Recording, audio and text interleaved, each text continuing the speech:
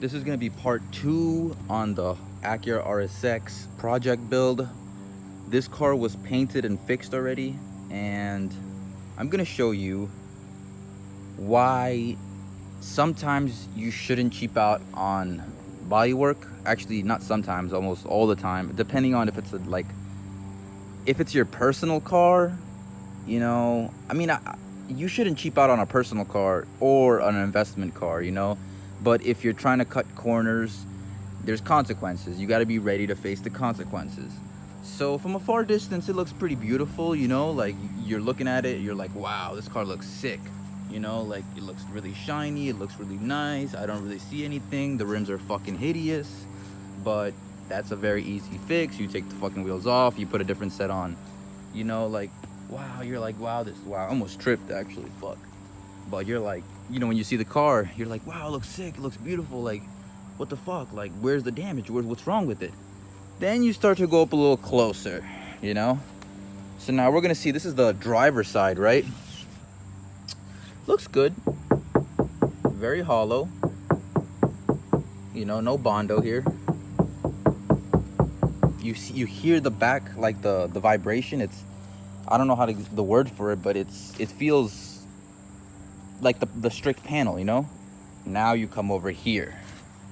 Now you can't even see from this side, so I'm gonna take you around the other side. Look at that. Does that sound hollow to you? No, that's all bondo, baby. You can see all the cracks right here. Now you see it? It's cracking right here, it's cracking right here, it's cracking right here. So this is what we call in the bodywork job a cake job. This is caked up with bondo. Why? Because this car was bought, I think, for honestly 600 or 700 bucks, and it was a really, really low budget car. You're not expecting to make thousands of dollars, and so you don't want to put thousands of dollars into it. You just want to keep it simple. But this is where it backfired.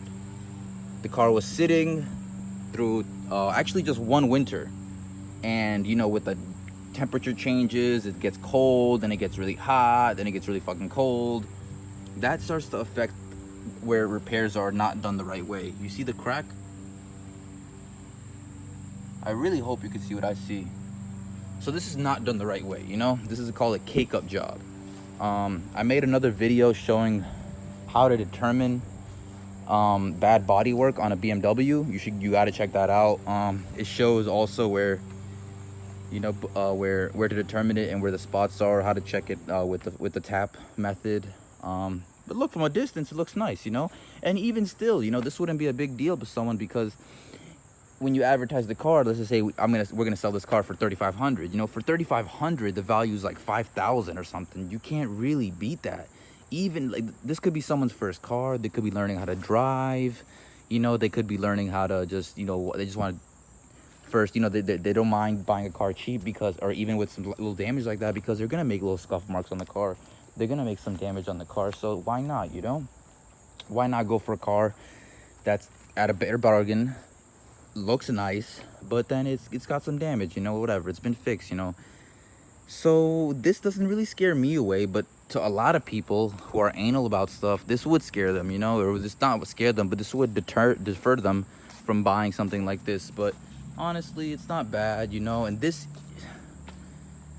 is definitely not going to be fixed again, because we already paid to do the bodywork and paint. So whoever's going to buy this is going to buy this just like that, and either they're going to want to fix it themselves, or they're going to want to just leave it at that. Maybe they don't give a fuck, So yeah, so the tap method, that's the number one method to determine body work, dents and dings and stuff like that, and where it was fixed. You just go to a panel and you just tap it with your knuckle, or you tap it with your finger. That's hollow, harder, rock hard. So that means when it's really rock hard, that means there's a lot of fucking bondo on there. Bad because shit like this happens in 1 year, and if you plan to keep the car for a while, you're gonna be like, the consequences are gonna come back to you when you cheap out on body work.